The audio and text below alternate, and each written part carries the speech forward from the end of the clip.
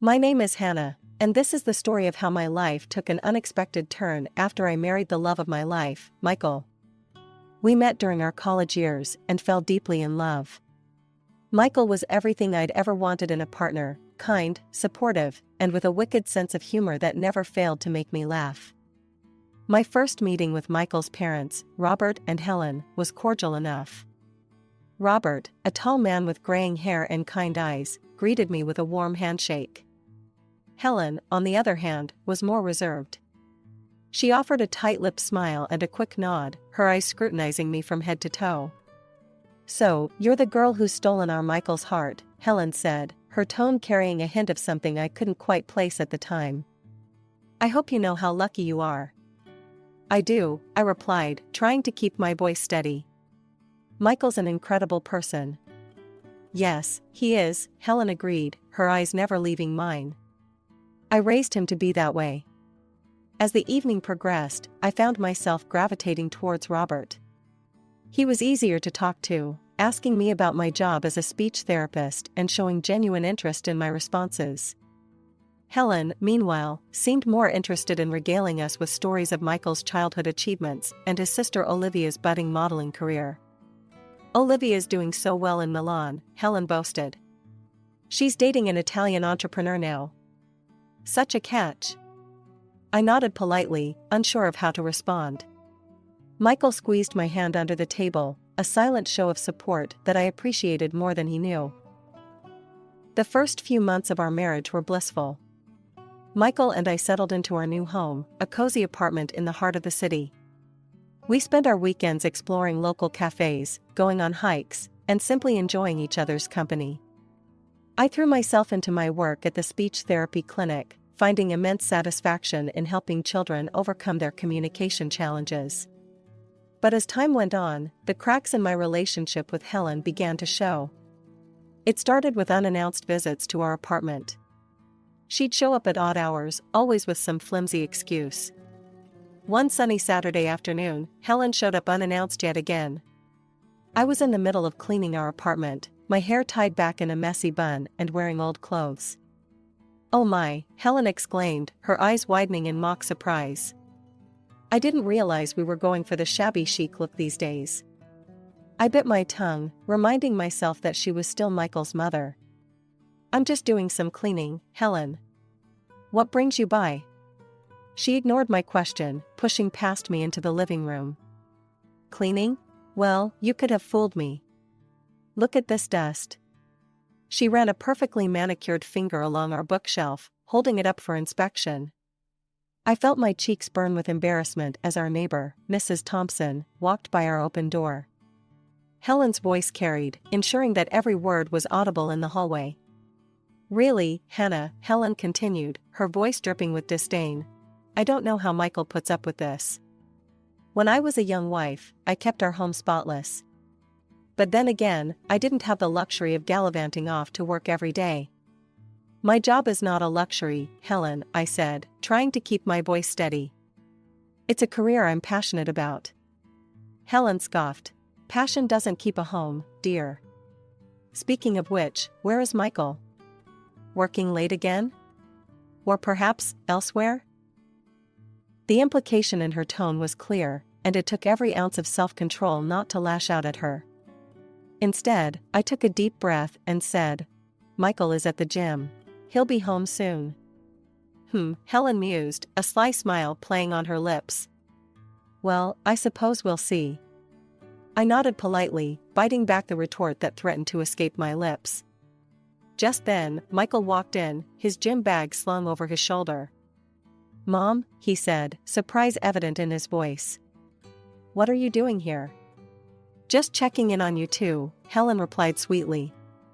"Someone has to make sure you're being taken care of properly." Michael's eyes darted between Helen and me, sensing the tension. "Hannah takes great care of me, Mom. And I take care of her. We're a team." Helen's smile tightened. "Of course, dear. Well, I should be going. Don't forget about dinner next week." As soon as the door closed behind her, I collapsed onto the couch, tears of frustration welling up in my eyes. I'm so sorry, Hannah, Michael said, sitting beside me and pulling me into his arms. I'll talk to her again. This has to stop. Little did I know that our lives were about to change in ways we couldn't have imagined. A few weeks later, I missed my period. At first, I dismissed it as stress, but as the days went by, I couldn't ignore the possibility any longer. With shaking hands, I took a pregnancy test. Those 2 minutes felt like an eternity, but when I finally looked at the stick, there it was, 2 pink lines. I was pregnant. When I told Michael about the pregnancy, his face lit up with pure joy. He swept me into his arms, spinning me around our living room. We're going to be parents, he exclaimed, his eyes shining with happy tears. I can't believe it, Hannah. This is amazing. However, the blissful bubble burst when we realized we had to share the news with Michael's parents. I hoped, perhaps naively, that the prospect of a grandchild might soften Helen's attitude towards me. We decided to tell them over dinner at their house. As we sat around the dining table, Michael cleared his throat and squeezed my hand under the table. Mom, Dad, he began, his voice filled with excitement. We have some wonderful news. Hannah's pregnant. Robert's face broke into a wide grin. That's fantastic, he exclaimed, reaching across the table to pat Michael's shoulder. Congratulations, both of you. Helen, on the other hand, remained eerily silent. Her eyes narrowed as she looked at me, her lips pressed into a thin line.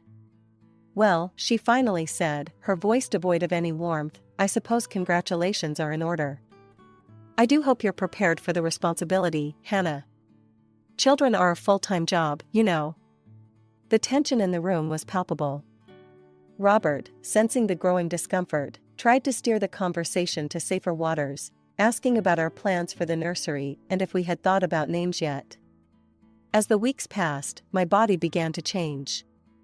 Morning sickness hit me hard, and there were days when I could barely drag myself out of bed.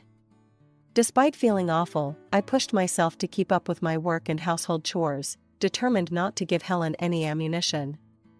One particularly rough evening, Helen showed up unannounced at our apartment. I had just returned from work and was exhausted, my feet swollen and my back aching. Oh my, Helen said as she walked in, her eyes roving over my disheveled appearance. You look absolutely dreadful, Hannah. Are you sure you're taking proper care of yourself? And the house, well, it's seen better days, hasn't it? I bit my lip, fighting back tears of frustration. I'm doing my best, Helen. Pregnancy isn't easy. She waved her hand dismissively. Nonsense. Women have been having babies for millennia. There's no need to make such a fuss about it. When I was pregnant with Michael, I never let it interfere with my duties. As she continued to criticize everything from the state of our laundry to the contents of our fridge, I felt something inside me snap. Helen, I said, my voice trembling with suppressed emotion. I appreciate your concern, but I'm tired, I'm nauseous, and quite frankly, I don't need this right now. If you can't be supportive, I think it's best if you leave. Helen's eyes widened in shock, then narrowed dangerously. Well, I never, she huffed. Is this how you speak to your elders? To family? Michael will be hearing about this, mark my words. She stormed out, slamming the door behind her. Just when I thought things couldn't get more complicated, our lives took another unexpected turn. One rainy afternoon, the doorbell rang insistently. I opened it to find Olivia, Michael's sister, standing there with puffy eyes and a suitcase at her feet. Olivia? I gasped. What's wrong? She burst into tears and fell into my arms. It's Marco, she sobbed. I had to leave him. He was cruel to me. I barely escaped with my life. I ushered her inside, my mind reeling. Olivia had always seemed to have the perfect life, a successful modeling career, a wealthy husband, a glamorous existence in Italy. But as she poured out her story, a very different picture emerged. He used me, Olivia choked out. He never helped with anything, never gave me money. And now? She placed a hand on her stomach, and I realized with a start that she was pregnant. Helen arrived shortly after, having been called by Olivia. She swept in like a hurricane, all concern for her daughter and venom for the absent Marco.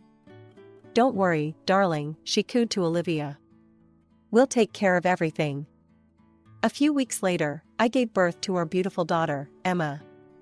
Helen barely acknowledged Emma's arrival, her attention entirely focused on Olivia, who gave birth to a son, Luca, just 2 weeks after me. Helen was ecstatic about her grandson, lavishing him with attention and gifts, while barely sparing a glance for Emma. As the months passed, a clear pattern emerged in our household. Olivia, encouraged by Helen, became increasingly self-indulgent. She spent her days at beauty salons, getting massages and treatments, obsessing over regaining her pre-pregnancy figure. She made no effort to find a job, instead living off her parents' generosity. Before we knew it, it was time for the children to start school. Emma and Luca ended up in the same class, a situation that only highlighted Helen's blatant favoritism. She would pick up Luca from school, often leaving Emma behind for me to collect after work. At school events, Helen made it clear she was there only for Luca, barely acknowledging Emma's presence. One day, Helen fell ill. Olivia, unwilling to disrupt her beauty routine, turned to me. "Hannah," she said, her tone leaving no room for argument, "you'll need to pick up Luca, make his lunch, help with his homework, and get him ready for his school play. Mom can't do it, and I have appointments." I was taken aback by her presumption, but found myself agreeing. Despite everything, I couldn't bring myself to punish Luca for his mother and grandmother's behavior. He was a sweet boy, after all, and not to blame for the adults' actions. When Helen recovered, I thought things would return to their usual pattern. Instead, she approached me with an outrageous demand. "Hannah," she began, her tone sickly sweet, "now that you've seen how much work it is to care for Luca, I'm sure you understand why Olivia needs help. We think it's only fair that you contribute to his school fees. And you'd be helping out a single mother." I was stunned into momentary silence, then felt a surge of anger. "Absolutely not," I said firmly. "Helen, I have my own child to support. If Olivia needs help, she should consider getting a job." Fuming, Helen stormed off to complain to Michael. To my immense relief, he backed me up completely. He put her in her place and making it clear that her demands were unacceptable. The day of the school's drawing contest arrived. Emma had been working tirelessly on her artwork for weeks, pouring her heart and soul into each piece. Her excitement was palpable as she carefully packed her drawings into her school bag the night before. That morning, as we were getting ready to leave, Helen unexpectedly showed up at our door. "I thought I'd take the children to school today," she announced, a smile that didn't quite reach her eyes plastered on her face. "Really, Grandma? You'll take me?" Emma asked, her eyes shining with hope. I received a call from Emma's teacher just before lunch. "Mrs. Johnson? There's been an incident with Emma's artwork for the contest. I think you should come to the school." My heart racing, I rushed to the school. I found Emma in her classroom, tears streaming down her face, surrounded by her ruined artwork. Each carefully crafted drawing was soaked through with what appeared to be orange juice, the colors running together in a heartbreaking mess. "Mommy," Emma sobbed as she saw me. "Grandma did it. She put juice in my bag on purpose." I felt as if I'd been punched in the gut. Leaving Emma in the care of her sympathetic teacher, I drove straight to Helen and Robert's house, my hands shaking with anger as I gripped the steering wheel. I burst into their living room, where I found Helen calmly sipping tea. "How could you?" I demanded, my voice trembling with rage. "Emma's artwork. The juice. She told me what you did." Helen's face hardened. "I'm sure I don't know what you're talking about. Children have such vivid imaginations, don't they?" Just then, Luca piped up from the corner of the room where he'd been playing quietly. "But Grandma, I saw you put the juice in Emma's bag. You said it was a surprise for her." The room fell silent. Robert, who had been listening from the doorway, stepped forward, his face a mask of shock and disappointment. "Helen, is this true?" Caught out, Helen's demeanor changed instantly. Her eyes flashed with defiance. So what if I did? It's not fair that Emma gets to participate in the contest when Luca didn't enter. I was just evening the playing field. Robert exploded. Have you lost your mind, Helen? How could you do such a thing to our granddaughter? As Robert continued to berate Helen, Olivia burst into the room. Taking in the scene, she immediately rushed to Helen's side. How dare you all gang up on Mom like this, she shrieked. Get out, Hannah. You're not welcome here. Stunned by this turn of events, I left the house in a daze. I drove home in silence, my mind reeling from what had transpired. When Michael came home that evening, I recounted the day's events. His face paled, then flushed with anger as I told him what his mother had done. That's it, he said, his voice hard with resolve. We're done. No more contact with Mom or Olivia. I won't have them hurting you or Emma anymore. A few months after the art contest incident, Emma came home buzzing with excitement about an upcoming weekend school trip. Her enthusiasm was infectious, and I found myself looking forward to this opportunity for her to create happy memories with her classmates. However, my joy was short-lived when I learned that Olivia was in charge of collecting payments for the trip. I made the payment promptly, making sure to get a receipt and even taking a screenshot of the bank transfer, just in case. The morning of the trip arrived, and Emma was up at dawn, her small suitcase packed and ready by the door. We arrived at school early, Emma practically bouncing with anticipation. But as we approached the bus, I saw Olivia standing there with a clipboard, and my heart sank. Name? Olivia asked coldly as we reached her. Emma Johnson, I replied, trying to keep my voice neutral. Olivia made a show of scanning her list. I'm sorry, she said, not sounding sorry at all. But I don't have any record of payment for Emma. She can't go on the trip. Emma's face fell, and I felt a surge of anger. That's impossible, I insisted. I paid weeks ago. I have the receipt and bank transfer to prove it. Olivia shrugged. I don't know what to tell you, Hannah. If it's not on my list, it's not paid. Emma started to cry, and I felt helpless. The teacher, Mrs. Anderson, approached us, concern etched on her face. What seems to be the problem? She asked. I explained the situation, and Mrs. Anderson looked troubled. I'm so sorry, but if the payment isn't recorded, I can't let Emma on the bus. It's school policy. She hesitated, then added in a lower voice, if you'd like, Emma could still come along. I'd be happy to cover her expenses privately. While I appreciated Mrs. Anderson's kindness, I couldn't accept. This wasn't about money, it was about principle. I thanked her but declined, then stepped away to call Michael. When I explained what was happening, Michael was furious. Don't worry, he said, his voice tight with controlled anger. I'm on my way. I'll meet you all at the campsite and pay for Emma's stay directly. She's not missing this trip. Relieved, I turned back to Emma and Mrs. Anderson. Emma will be joining you at the campsite, I said, loud enough for Olivia to hear.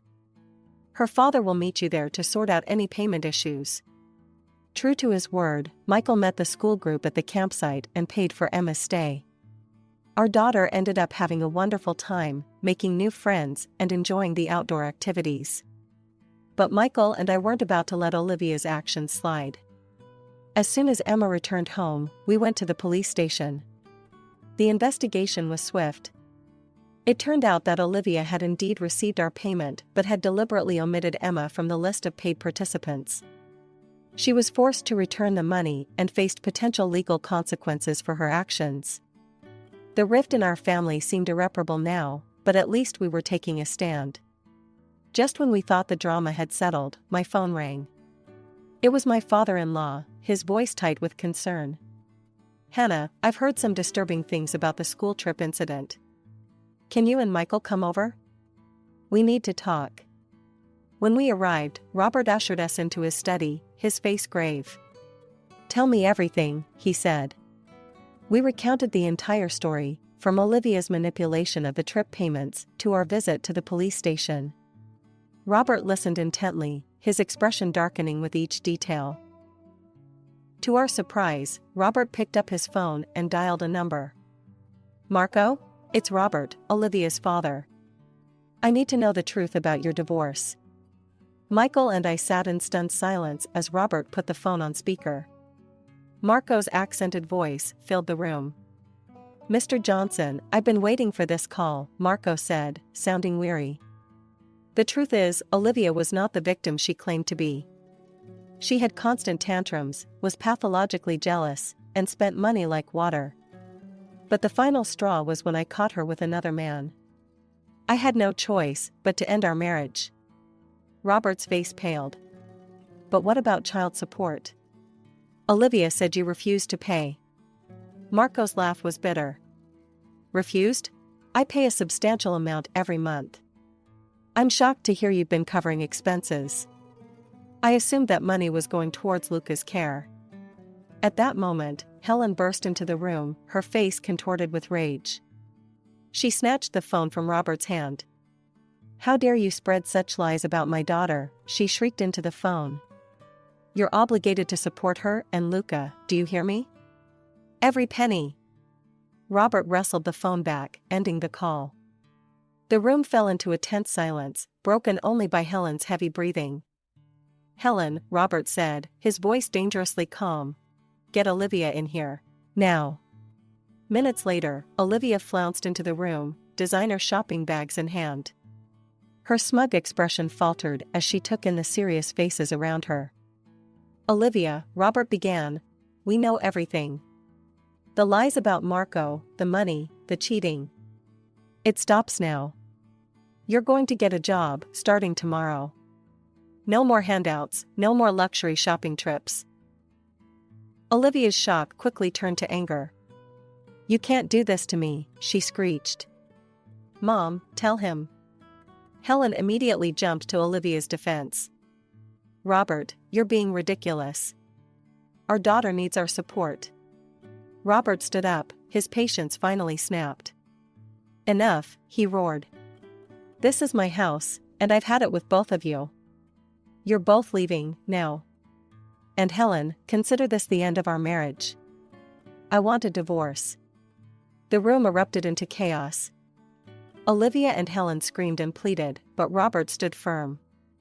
Michael and I sat in shocked silence, watching as years of manipulation and lies finally came crashing down. In the months following the dramatic confrontation at Robert's house, our lives underwent significant changes. Robert, true to his word, filed for divorce from Helen. Despite her manipulative behavior, he provided her with a fair compensation package, hoping it would give her a fresh start.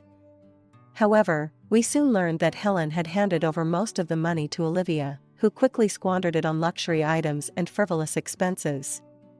It wasn't long before they both found themselves in dire financial straits. Marco, having learned the truth about Olivia's deception, fought for full custody of his son. The court proceedings were intense, with Marco presenting evidence of Olivia's unstable lifestyle, her unemployment, and her lack of permanent residence. To our amazement, the American courts ruled in Marco's favor. Luca was to be returned to Italy to live with his father. It was a bittersweet moment. While we were relieved that Luca would be raised in a more stable environment, our hearts ached for the little boy who had to leave behind the only home he'd known. Weeks passed, and life began to settle into a new normal. Emma was thriving in school, and Michael and I were enjoying the peace that came with having distance from Helen and Olivia. Robert became a frequent visitor, clearly relishing his role as a doting grandfather to Emma. Then, one rainy afternoon, there was a knock at our door. I opened it to find Helen standing there, looking older and more haggard than I'd ever seen her. "Hannah," she began, her voice trembling, "I need to talk to you." Warily, I let her in. She sat on our couch, wringing her hands nervously. "I've made so many mistakes," Helen said, her eyes brimming with tears. "I realize now how terribly I've treated you and Emma. I miss my granddaughter so much. Please, I want to make amends. I want to help raise Emma, to be a proper grandmother to her. I was hoping, maybe I could come live with you and Michael?" I listened to her plea, feeling a mix of emotions, pity, anger, and a deep-seated weariness. But as I looked at her hopeful face, I knew what I had to do. "No, Helen," I said firmly. "After everything you've done, I can't allow you back into our lives, especially not Emma's. You've shown time and time again that you can't be trusted. I won't risk my daughter's well-being or happiness." Tears streaming down her face, Helen stumbled to the door. As she left, Michael arrived home. He took in the scene with a questioning look. I explained what had happened, and Michael pulled me into a tight embrace. "You did the right thing," he assured me. "We have to put Emma first." In the weeks that followed, we learned that Helen had found a small apartment and taken a job as a sales clerk in a local store. It was a far cry from her previous lifestyle, but it was an honest living. Robert became a constant presence in our lives, making up for lost time with Emma and forming a beautiful grandfather-granddaughter relationship. The pain of the past few years began to fade, replaced by the joy of our tight-knit family.